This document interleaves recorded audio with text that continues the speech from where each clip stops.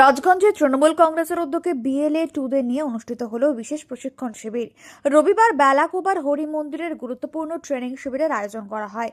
এই বৈঠকে উপস্থিত ছিলেন রাজগঞ্জের বিধায়ক খগেশ্বর রায়, আইএনটিটিউসির জেলা সভাপতি তপত দে, রাজগঞ্জ তৃণমূল কংগ্রেসের ব্লক সভাপতি অরিন্দম ব্যানার্জি, সদর 2 ব্লক সভাপতি প্রসন্ন দেব দাস সহ দলীয় নেতৃত্ব কর্মীরা। দলীয় সূত্রে জানা গিয়েছে, জলপাইগুড়ি জেলার 7টি ব্লকে প্রায় 1928টি বুথ রয়েছে, যার মধ্যে রাজগঞ্জের রয়েছে 271টি বুথ। এদিন রাজগঞ্জ বিধানসভা এলাকার 271 জন বিএলএ 2 কর্মীকে নিয়ে প্রশিক্ষণ শিবির অনুষ্ঠিত হয়। এই শিবিরে বিএলএ 2দের কিভাবে দায়িত্ব পালন করতে হবে, ভোটার তালিকা যাচাই ও সঠিকভাবে তথ্য সংগ্রহের বিষয়ে নির্দেশনা দেওয়া হয়। বিধায়ক খগেশ্বর রায় বলেন, একজন বৈধ ভোটারও যাতে বাদ না যায় সেদিকে বিশেষ নজর দেওয়া হবে। রাজগঞ্জ বিধানসভায় যদি কোনো ভোটারের নাম বাদ যায় তাহলে জেলার প্রতিটি ব্লকে আমরা আন্দোলনে নামব। নিশ্চয়ই অবগত আছেন, আগামী 26-এ আমাদের পশ্চিমবাংলা বিধানসভা নির্বাচন। সেই বিধানসভা নির্বাচন উপলক্ষে আমাদের সর্বভারতীয় তৃণমূল কংগ্রেসের নেত্রী তথা মামাটি মানুষের সরকারের মুখ্যমন্ত্রী মাননীয় মমতা ব্যানার্জি এবং সর্বভারতীয় তৃণমূল কংগ্রেস দলের সাধারণ সম্পাদক এবং সাংসদ অভিষেক ব্যানার্জির নির্দেশে আগামী 26-এ বিধানসভা নির্বাচন।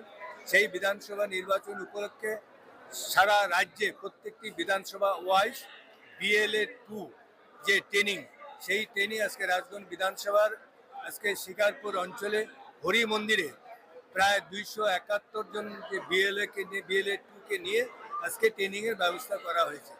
আজকে আমাদের মধ্যে ট্রেনিংয়ে উপস্থিত আছেন আমাদের জেলার আইপ্যাক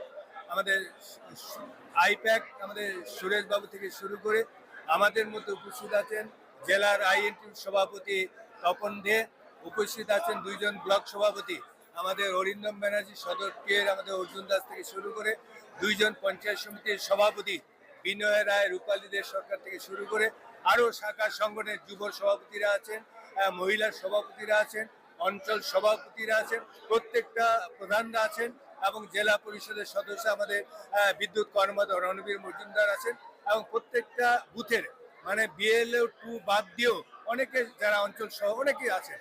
এবং আগামীতে 2026-এ আজকে যে আজকে এই যে ট্রেনিং বিএলএ কি করা হবে তার জন্য বিস্তারিত আলোচনা হলো। আমাদের আইপ্যাক সুরেশবাবু যেমন আলোচনা করেছেন, আমাদের ব্লক সভাপতি 2 জন অরিন্দম ব্যানার্জি, আমাদের অর্জুন দাস থেকে শুরু করে আমাদের আরেকজন আছে শিক্ষাশীলের সভাপতি আমাদের অঞ্জন দাস থেকে শুরু করে শাহজাহান থেকে শুরু করে প্রত্যেকে আলোচনা করেছে কিভাবে আগামী 4 তারিখ থেকে শুরু হবে 4 ডিসেম্বর এই 1 মাস বিএলএ কি কাজ হবে তার বিস্তারিত সম্বন্ধে আজকে আলোচনা হবে। বার্তা এটাই দেওয়া হলো বিজেপিরা যতই চক্রান্ত করে ওরা বারবার বলে ডবল ইঞ্জিনে এসআইআর করে না। ডবল ইঞ্জিন নিশ্চয়ই জান আসামে আছে, অনেকে আছে। ওরা পশ্চিমবাংলায় উঠে পড়ে লেগেছে, যেহেতু 3য়বার মুখ্যমন্ত্রী মমতা ব্যানার্জি হয়েছেন, 4র্থবার আবার মুখ্যমন্ত্রী হবেন, তার জন্য কি করে বিজেপি চক্রান্ত করেছে যাতে এখান থেকে ভোটার নাম কাটানো যায়।